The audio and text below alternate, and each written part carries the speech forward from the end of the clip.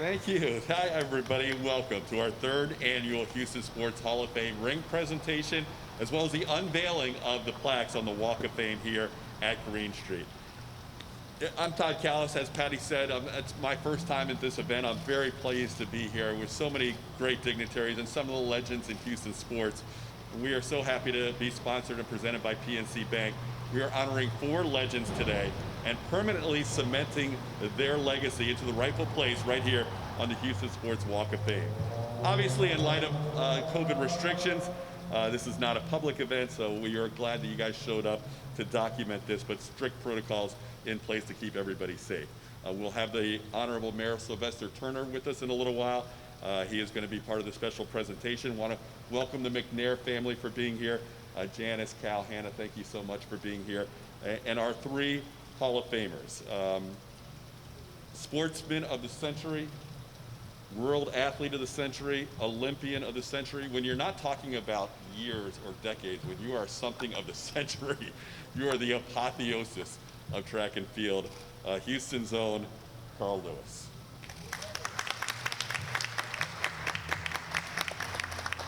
Next to him, gentleman who is not only a Houston Hall of Famer, but long overdue, going into the Naismith Basketball Hall of Fame this year.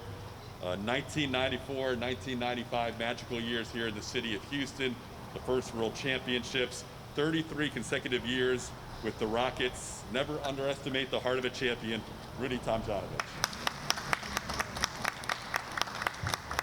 While Carl Lewis was setting records in 1984, the other person that captured the hearts of America also calls Houston home. America's sweetheart, not only the first woman Hall of Famer here in the Houston Sports Hall of Fame, but the first woman ever to win the individual all-around in 1984 gold medalist and America's sweetheart, Mary Lou Retton. Right now, I would like to welcome to the stage the CEO of the Harris County Houston Sports Authority, Janice Burke. Thank you so much. Well, I told the Sports Authority staff it wouldn't be Walk of Fame Day without the rain. It just always seems to be that way when we get ready to lay the sidewalks. But nonetheless, we are here. We're so excited. We like to talk about at the Sports Authority how we are here not only to oversee the stadiums, which we have beautiful stadiums here in Houston, and to do the sports marketing for the city, but just to build memories. And all 3 of you, I know exactly where I was when I was watching you make memories for me and my family, and I'm sure that all of Houston feels that way. So we're really excited to be here today and to celebrate you, rain and all.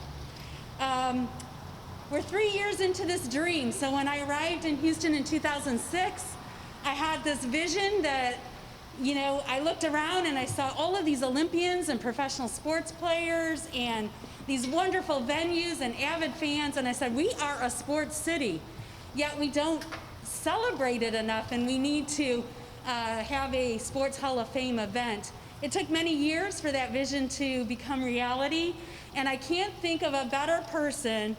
There's probably no one out there that could have taken this dream that was in my head and brought it to reality than Patty Smith. So Patty, thank you for all that you've done to make this a reality for Houston. And thank you to the Sports Authority staff who just adds to that creativity and innovation every single year to make this a bigger and more special event. We started the Hall of Fame program the very first year. We announced that we were going to do it, and we started with just the walk. And then last year we unveiled the interactive kiosk in partnership with the Greater Houston High School Football Coaches Association. This year, we have another surprise, but we have to postpone it because we'd like to have more of the public to be able to attend, and because of the pandemic, we weren't able to do it. But the next phase, let me just tell you, is exciting, and I can't wait to unveil that and have all of Houston marvel at it. Of course, nothing is possible without partners, and we have the greatest partners here in Houston. I tell this to people all over the world when we are bidding for events. Our corporate partners are amazing. The philanthropic spirit here is just great. And all of these people I'm going to mention, they caught the vision when it was just words. We hadn't done an event yet. All we could tell them is what we wanted to do. and they stepped up and they became our partners.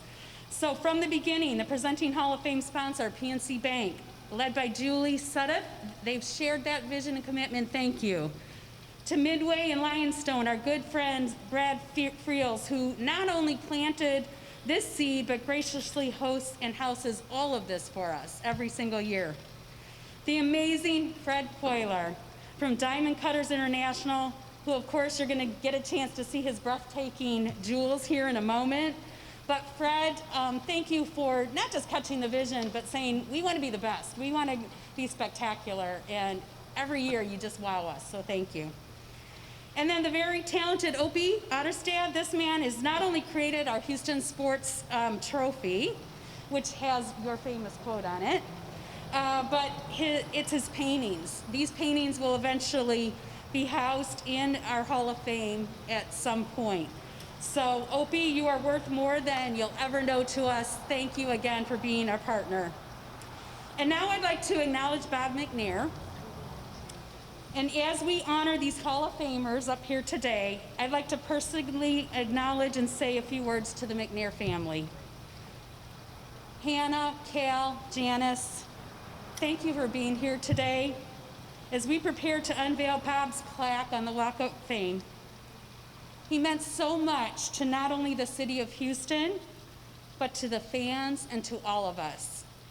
He was one of the first people I met when I got to town, and I couldn't believe how gracious and kind he was. And I thought, I feel so special. But then I realized as I got to know him, he didn't just make me feel special, he made everybody he met feel special, and that's just who he was. And I am so thankful. I know he was a big part of the Sports Authority's beginnings.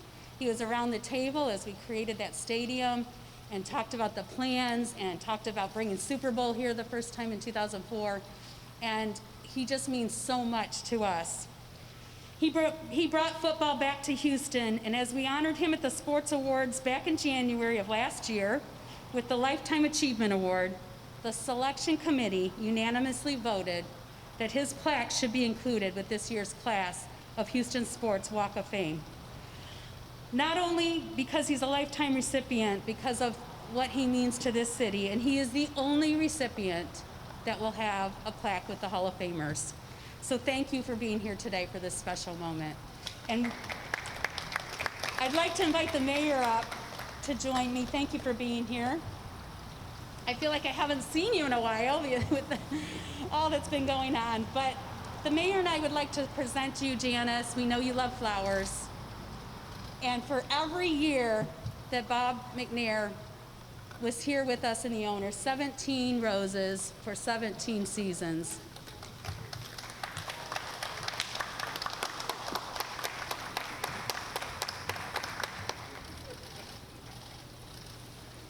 Thank you so much, and I'm going to have the mayor say a few words.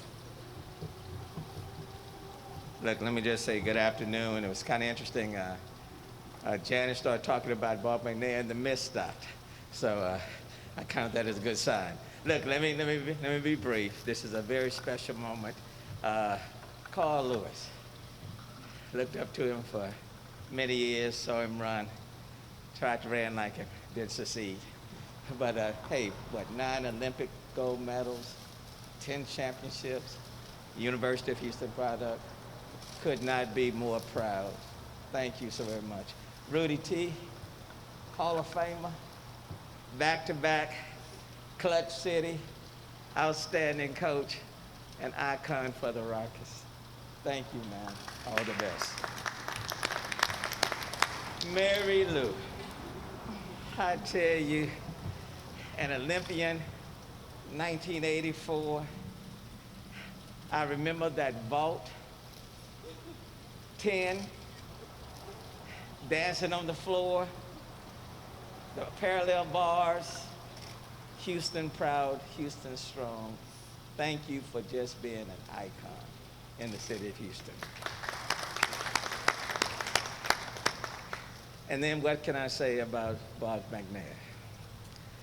Janice, Cal, Hannah, all of us came, all of us is right here. They left, and the city of Houston was saying, okay, what do? You cannot you can't be Houston in Texas without having football. It just doesn't work. And so we needed someone major to step up to bring it back. And thank goodness Bob McNair and this McNair family did just that. Brought football back to the city of Houston. And not just brought it back, but for Bob McNair, there would not have been a Super Bowl in 2017. And so we want to thank him posthumously for that. And then the generosity of this family has been overwhelming. People may not know, over $500 million you all have shared with the people in this community. And just recently, even though we don't talk about it, Janice, I've called you myself when people were being evicted. And from the generosity of your heart, you gave willingly in a conversation that took less than 2 minutes. And you said yes. On behalf of the city of Houston, Janice, Cal, Hannah, Bob, thank you so very much. This is Sports Town, icons,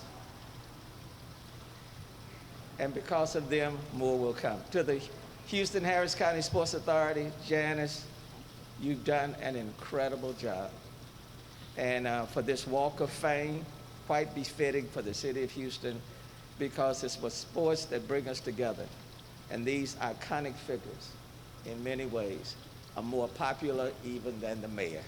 So thank you all so very, very much. Go Cougs, Rudy T, Hall of Famer, Mary Lou, thank you. Thank you so much, Mayor Turner. Without further ado, let's present some rings. Sounds good? How about if we introduce the man that created some of the most beautiful championship rings in the world right here in our backyard in Houston from Diamond Cutters International, Mr. Fred Cuellar.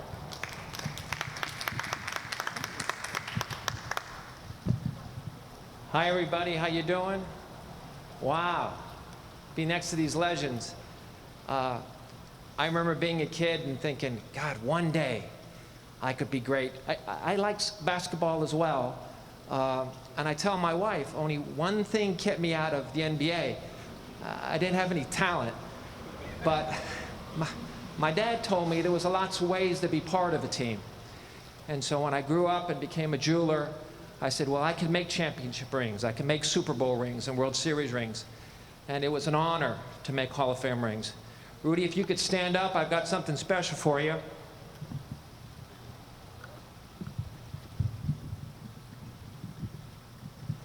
So what I'm going to do is I'm going to let you take a peek first. Now, I've been tested. I'm good, because we want to see your face when you look at this. So I'm going to pull my mask down for just a second. Go ahead. We're good. Everyone's been tested.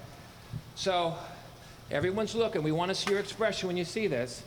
And we went pretty special on this. We wanted a ring that when everybody looked at it, they went, this was the man who brought 2 championships, the first 2 world championships to Houston, Texas.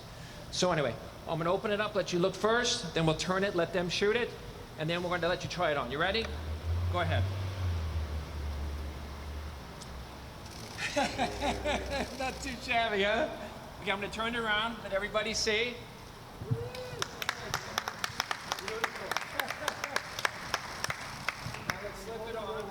There we go. Why don't you put that on?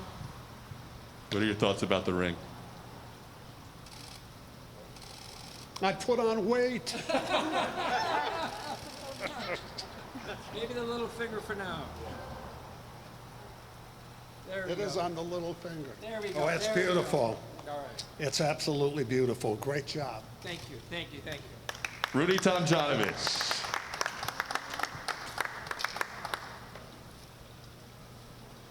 Fred will then introduce our next Hall of Famer with his presentation. Carl, wow. I was curious if there was a list you weren't on. So I went to Google to see if there was ever a list created that had the greatest athletes to ever live, and I couldn't find a list that didn't have you on it. It's an honor to be on the same stage. A lot of people have asked me, why did we come up with what's on top of your ring. And when everybody watched you, your feet were like Mercury's feet. They were magic. And so we felt it only fitting to put canary yellow diamonds and Mercury's foot on the top of your ring. Come up here. There you go. So you ready? Yep. Okay. So let's Get open. it back so I can see it. Okay. Okay. All right. Here we go. Oh, wow, look at that. Yeah. That is amazing. Not too bad. Let's let everybody take a Yeah. look at it. All right, let's flip it on. Here we go. Oh, I didn't gain weight. How's it look? This is amazing. Look at that. I'll actually wear this. You know, I get a lot of the rings. I'll wear this one. Thank you so much. You know, people talk about the world's fastest human, but I was a long jumper. And so if I didn't jump far, you wouldn't really know me. And if I didn't come here, you wouldn't know me. So this is really special. Thank you so much. And I'll cherish this forever. I think it's the last list I could be on. Thank you so much, Carl. Mary Lou, when they showed me the lineup for today, I said, well, isn't it women first? And they said, no, sometimes, maybe you save the best for last when you consider that you're the first woman ever in. And so when I was young, I would hear the term age before beauty. I think I understand what's going on here. If you could stand up. Everybody can see your face. There we go. There we go. So everybody can see. So I'm going to open it up. Now, yours is special. You specifically asked for a pendant. This is the first pendant that we've made for the Hall of Fame. So what we'll do is we'll show everybody. You'll get to see the front of it, but we've done a little something special. I think you already know about the back side of it, but we'll start with the front side of it. So Kurt, you ready? I'm ready. Here we go. Isn't that gorgeous? Oh, that's beautiful. Let's let everybody take a look. Wow. There we go. Stunning. That is stunning.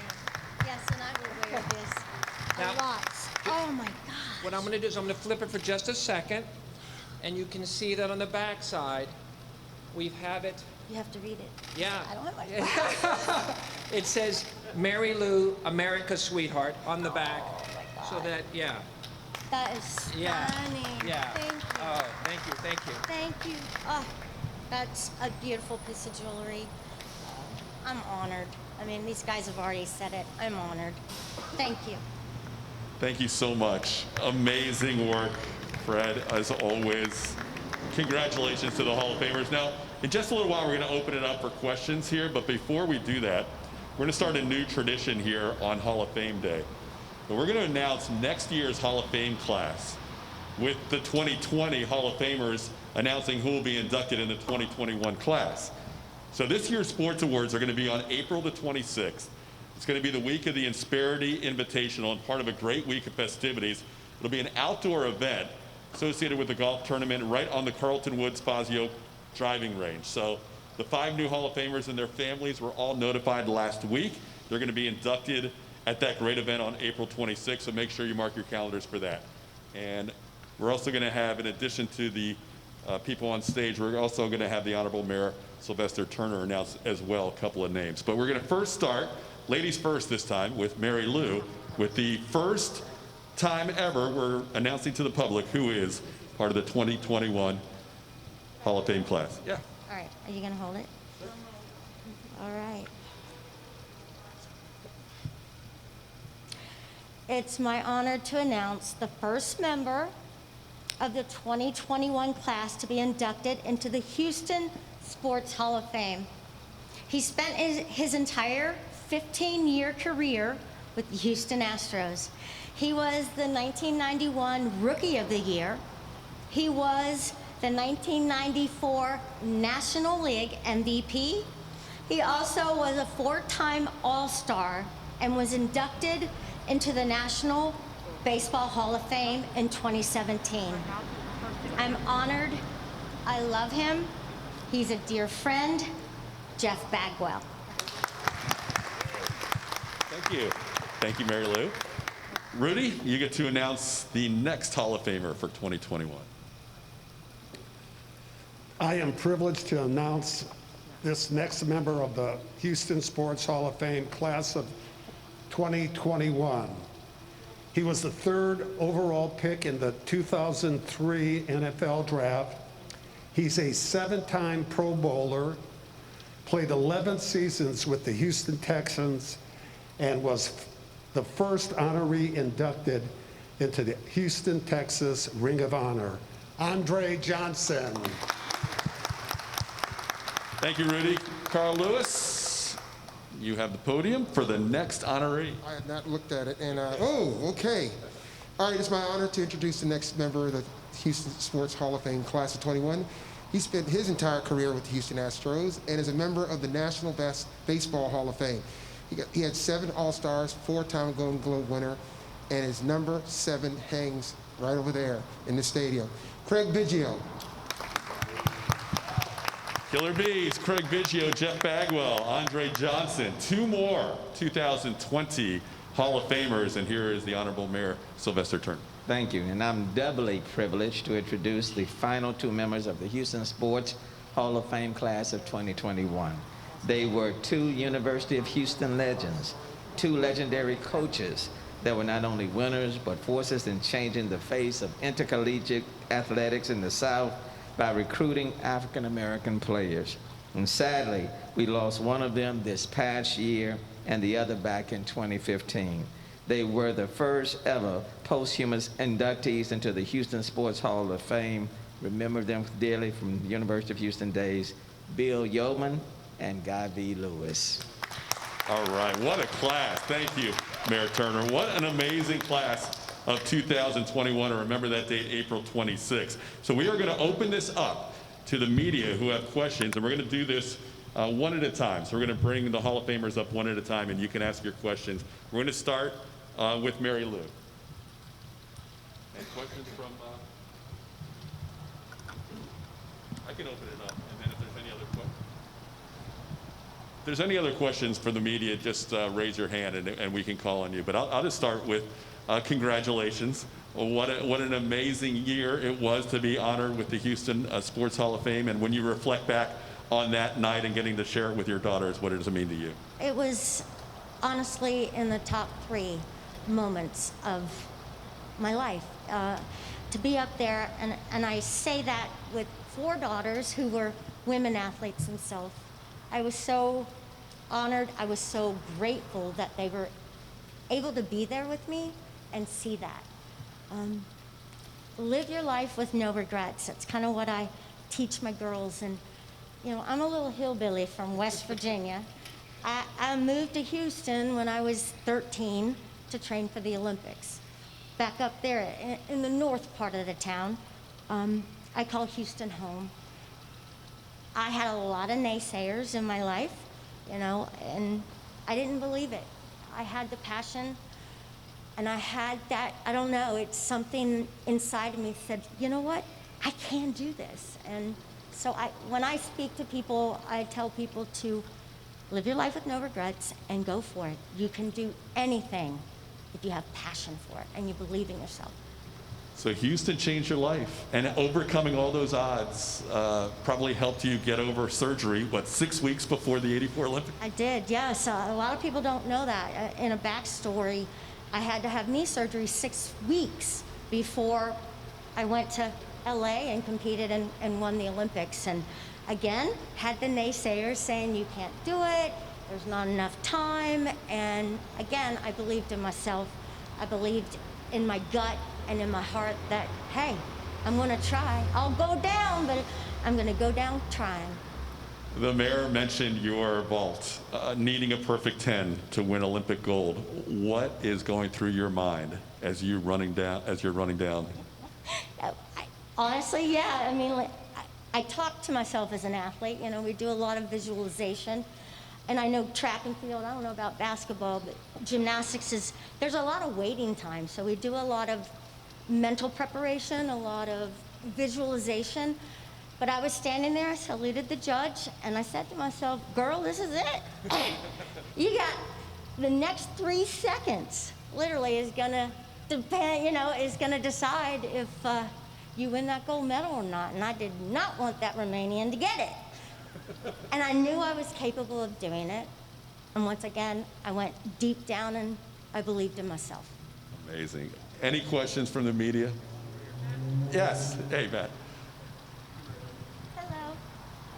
Simone Biles, you've said so many times, Simone is so much better than I could, but I could reach that level. But Simone, all the well that followed the inside, the pressure you dealt with being the first, and what that was like carrying really the hopes of the country on your shoulders. Just for our streaming audience, the question was about Simone Biles and how Mary Lou was kind of the first and the pressure of carrying that weight of kind of being a pioneer. I didn't really see it as a pressure. I was a trained athlete, very young, and I was out there on the floor doing what I was trained to do.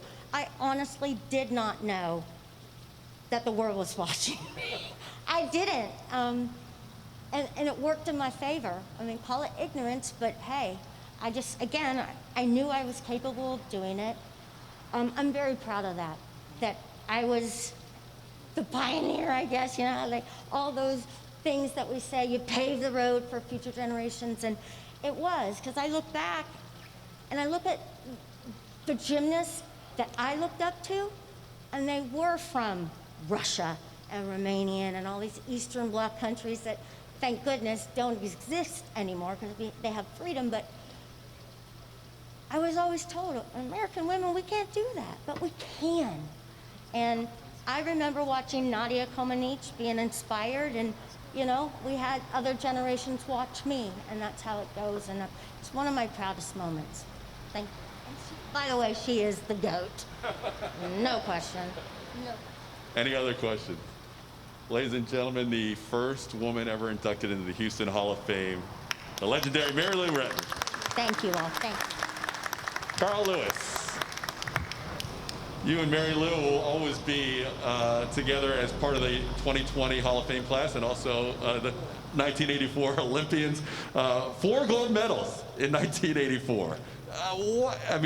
So much pressure going into that Olympiad. I guess I'll ask a similar question that I asked Mary Lou. The mindset you had going in, how much pressure was there on? Well, first of all, Mary Lou, it wasn't naive. It wasn't ignorance. It was naivete. We were too young to know any better.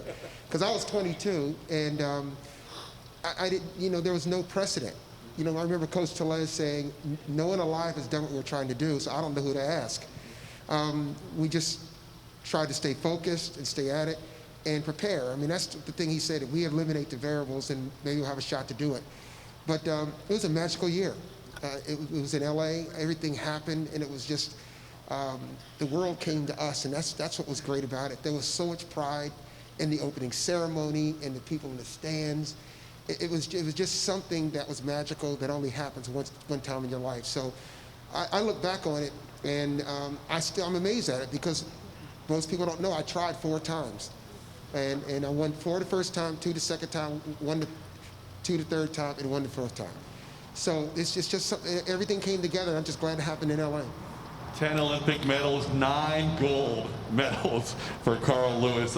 Mary Lou mentions how she's a hillbilly from West Virginia and ended up making her life here in Houston. You're from New Jersey, and another small town too. How did you change your life coming to Houston? My goodness, yeah, I'm from a small town in New Jersey, and when I visited here, actually, what Coach Tellez was the one that did it, because I had a terrible visit, to be honest. And then, sometimes you want to hear an answer to a question that you don't know to ask. And one thing I did is that there was this guy, Bob Beamon, many of you probably heard of him. He jumped 29 feet, and when I was 17, I said, I want to do what Bob Beamon did. And every coach I asked about that, they would say, well, our program's great. And Coach Tellez says, I think I can help you do that. And so he was the first person that understood a dream I had. And because of that, I came here, and of course now I've been here all this time. But it's been a wonderful journey. Everything I've done as an adult has been in Houston, and it's just something that I'm really special. I just recently moved back here, and I'm done. I said it's the last house. They're going to carry me out of this one. So I'm just really, really happy. And this award was just a part of that transformation because when you move somewhere, you try to do things to assimilate. Of course, I've competed for U of H. I know a lot of the alums and people, and actually Matt over there actually has known me my entire career. So he remembers when my hair grew on top. But and those are the special things about being here, because it's not just the performances and the wonderful times we meet with Mary Lou and when I cheered for the Rockets, but it's just the simple things of just seeing people year after year that say hello.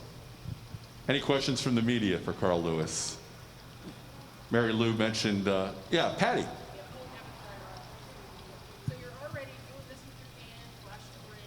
Obviously, you're proud of the ring, but how proud not only of the ring are you, but you're forever joining this team, both the school sports and now Hall of Fame. Question about the ring and also being connected to both Rudy T and Mary Lou. Well, if y'all know my history, you know I like bling and money. But anyway, so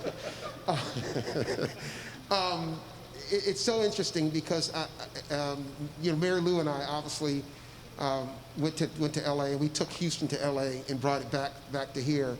So we've known each other, all those years. We've done so many different events and so many things, and watched our families grow and their kids in school, and it's just been an amazing thing to be able to go in with her, and especially at a time of her being the first woman, because my mother was a pioneer for women's sports, and just to see anything that they advance women is important to me, and it's really special, and she was able to see that and be a part of Mary Lou's induction.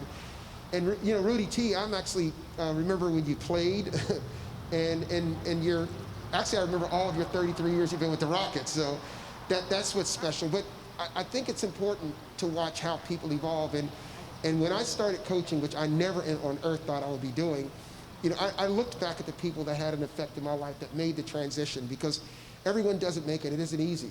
It's in a lot of cases, it's so much more difficult, because now you have to manage other people's lives, their ideas, understand what's going on, what's in their backstory, and you have to really work off the track even more. And so your role model as doing it, and then taking it all the way to the top in the championship, and then just exuberance. I mean, we shared that energy when you are genuinely happy after all those years of being with this program, being the one to bring that championship. So that's why it's really special, and I'm just very, very happy. And you know what? We're here because we're all dealing with a global challenge. And the thing about it is that forever, this will be a special year in this award, and I'm really happy to be a part of it. Final question. Mary Lou mentioned, or we asked her about having to be perfect in her last fall, and she was, to win gold medal. You were close to perfect throughout your career. The 10 World Championships, 8 gold, 10 Olympic medals, 8 gold. 65 straight long jump competitions over a 10-year span, you won. So if you had a bad day, you had to somehow persevere. You couldn't have an off day. You had to be near perfect for 10 years. How did you do that? Well, I first of all, I wasn't totally super perfect that last time. Is what I took pride in it. I was a sprinter and everything, but I took pride in the long jump. And so the one thing that I take from Coach Tellez, and I say this many times, if I had never met him, you wouldn't know me. I'd be somewhere, some other school, doing something else. But he was not an emotional guy. And I'll just give you a quick story that I learned when I was young. So when I was 19 at U of H, I set a world record, the first one. It was a surprise, and it happened. 2 weeks later, I went to the national championships, and I was kind of playing around because I was 1.5 feet farther than everybody. So he came down on my second jump that I was messing around. And he said, well, obviously you have this figured out. And he walked up, just those words, walked up the stadium, left the arena. Okay. And so at 19, I was like, how dare him? I wasn't even old enough to process that he was really laying me out. So I went down on the next jump, and I missed that world record by 1/4 of an inch. Okay. And so he walked back in there and stayed at the top. Didn't come down, didn't say anything. And I got the message right there. Don't waste your talent. This is serious. And so I never forgot that. And I think that because of that, I had to be almost perfect, because in our event, anything you do, it's done in seconds. I mean, 100 meters, you make one mistake, you lost. In a long jump, you're in the air 1 second. So you have to, everything is just learned and learned over and over and over and over and over. And you have to just block everything else out. The incredible Carl Lewis. Well, one more question. Oh, wait, don't leave yet. We have one question. Carl, can you talk about how, you talk about Coach Mary Lou in 84, I think you inspired one another, just being observing you, but can you talk about like High Slam and Jammet was their last year at 84. You guys talked about excellence and worked about how sports in general in Houston inspires you. Well, it goes deeper. When you talked about Coach Lewis and Coach Yeoman, when I came here, like I said, I was just a track kid from New Jersey, and a heck of a lot smaller, and a lot skinnier, and they took an interest in me as someone that wasn't a football player, and then that came out of all of it, because at that time, Coach Lewis, Coach Yeoman, Coach Tellez, Coach Williams, and I think it's Coach Stockton. They all became Hall of Famers. So it was a thing where it felt like a greatness at that time. Every program was good at the school. Basketball, the Oilers were exciting. So it was just an exciting time to be here, and that you fed off of all of that. And there was a sense of pride when the basketball team was doing well, because Rob Williams came in with me as a freshman, and then Clyde and them came 1 year later. And so I was able to watch the youth of that. And when I see them, it's just amazing, because we came here as 18-year-olds dreaming, and now we're all Hall of Famers. So that's what I got out of it. Just the energy of all of us being in the dorms at one time, and then watching the process of that and seeing the basketball team going. All these other sports teams inspired me, and the coaches, to me, were the ones that really, really were the anchor of all of that, because all those coaches, including, remember Bud and all these coaches, were just such an inspiration to all the athletes. It inspired me. And then when we go to the Olympics with Mary Lou and them and Bella, I mean, he just stepped right in. So it was just a special time. The amazing Carl Lewis, ladies and gentlemen. Thank you, Carl. Rudy T. Rudy T was number 2 overall pick in the NBA draft in 1970. San Diego Rockets back then. And then a year later, it was destiny. You were a Houstonian for a long time after that. Yeah, I remember the day in San Diego. It was the off season. I was ready to go to the beach in San Diego, and the TV was on, and I didn't have a remote at the time. And I went down to shut it off with my finger, and they said the San Diego Rockets have been sold to a group in Houston, Texas. And I said, they don't even play basketball in Texas. And when I came here, that was sort of the thing. We had some games. I remember playing the Lakers in the Astrodome, and 80% of our fans cheered for the Lakers because they knew those guys, Wilt Chamberlain, Jerry West, and we were the new guys. And then we had 13 home games in either San Antonio, Waco, or El Paso. So those people weren't connected to Houston, and we were going against the odds. And I'm so proud that we hung in there all those years. The owners we had, the players we had, that, when it's all said and done, we every team in Texas, the Mavericks, San Antonio, and us have won championships. And I feel we were part of bringing that sport to this state. Yeah, you not only put Houston basketball on the map, but you put the state of Texas basketball on the map with those championships. But I think one of the common traits that you all have, Fairmont, West Virginia, and Willingboro, New Jersey, is all the hard work it took to get here. When you say never underestimate the heart of the champion, that has to be part of your life story too, because you've overcome a lot to get where you are. Well, absolutely. It's amazing. I was very lucky. I had a mentor, my uncle, who gave me a game plan as a young man. I didn't have money, wasn't going to be able to go to college, to get a sport and have good grades, and maybe you'll get a free education. And so that was a simple plan, early in my life. So my city was known for baseball players. In 1959, guys who were 2 years older than me went all the way to Williamsport and won there. My cousin was on that team. He was a second baseman. And my uncle bought me the equipment. We couldn't afford it, shoes and glove. And so I went out and I was an all-star and I was good at it, but I didn't love it. And then I ran into a coach that was sarcastic. And I just don't like sarcasm in coaching. And I promised myself I would never do it. Well, anyway, I wanted to quit. And I went to him and I told him, and he says, I don't think you should quit. You know, you started. But then he went down and he watched and he says, you don't have to go through that. But remember, keep your grades up and get a sport. What sport are you going to play? And I said, basketball. And he said, but you were on the junior high team and you never got in the game. I says, yeah, but I love it. And that love for that sport, and I had people in the NBA tell me I wasn't good enough. And you know, you believe in yourself and you keep doing the things you need to do, and it can happen. Any questions from the media for Rudy Tomjanovich? Not only do you have a special bond with the fellow Hall of Famers here from the 2020 class, the 1994-95 champions have brought a world championship to the city of Houston. How much are you guys all still in touch? How much do you try and get together when you can? How much do you see of the 94-95? Yeah, I see the coaches more. They're still coaching, and when they come through town, and I see the players once in a while. Wonderful thing happened when I moved to Austin. We used to have training camp in Austin, and one of the players that went there fell in love with Austin and moved up there, and that's Otis Thorpe. And I get to see Otis in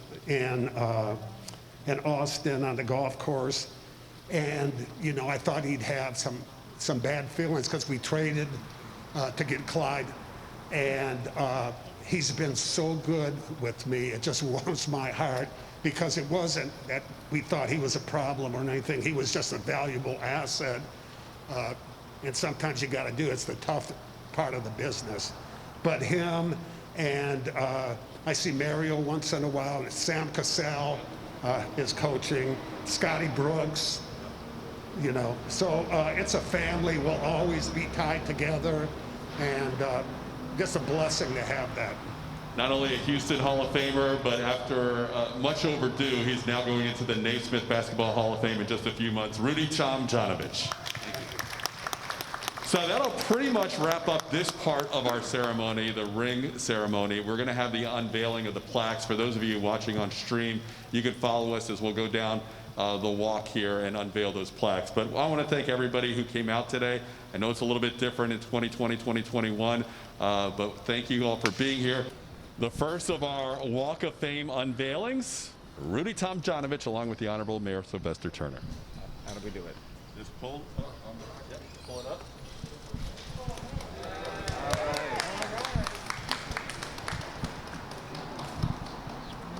Thank you, sir.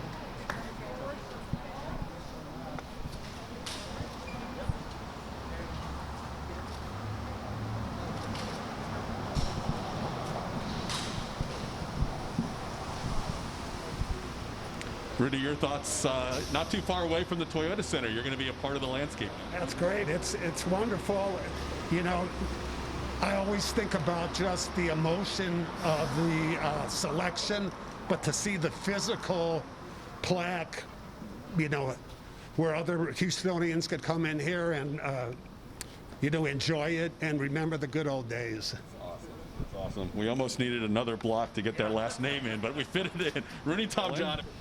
Along with the mayor, it's the first woman Hall of Famer in the Houston Sports Hall of Fame.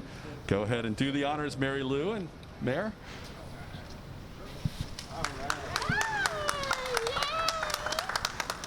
So cool. And Mary Lou, here's yours.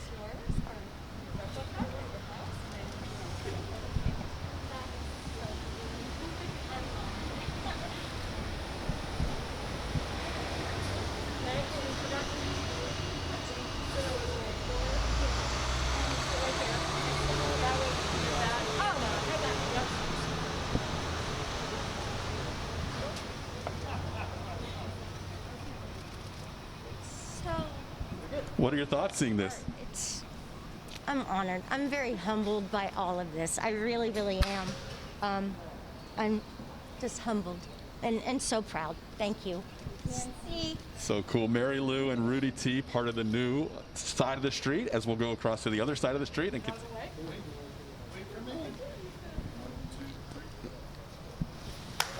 there it is. Wow. Yes. Yep. I'll let you guys get pictures real quick.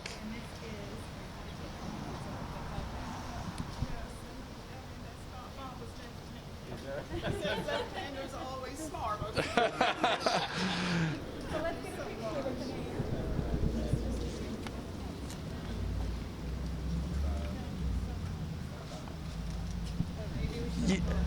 What do you think Bob would think about this as he looked out? Bob would be so honored with this. I'm just so grateful. He loved Houston, and this is just incredible. So we're so very grateful. He would be very, very honored. Amazing, We all are. amazing man, Cal. When you think about Jerry Jones and that special night, and what do you think about when you see everything here today that with the unveiling and the ring ceremony? Just on bold last year, was really special with Jerry Jones coming down and having those nice comments. And I remember something we talked about a little bit was how Dad came to Texas with just a few dollars, actually a note. He owed money when he came here, and he turned that into, quite a success and the ability. He loved Texas, he loved Houston, he loved football, and the ability just through those years to put that all together was a dream come true.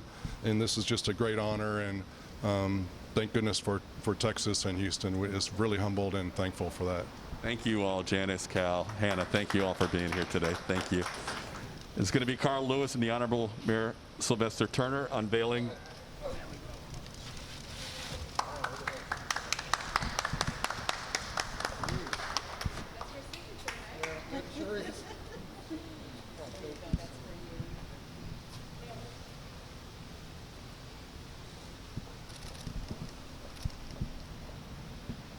And smiling behind the mask. You can see it in the eyes.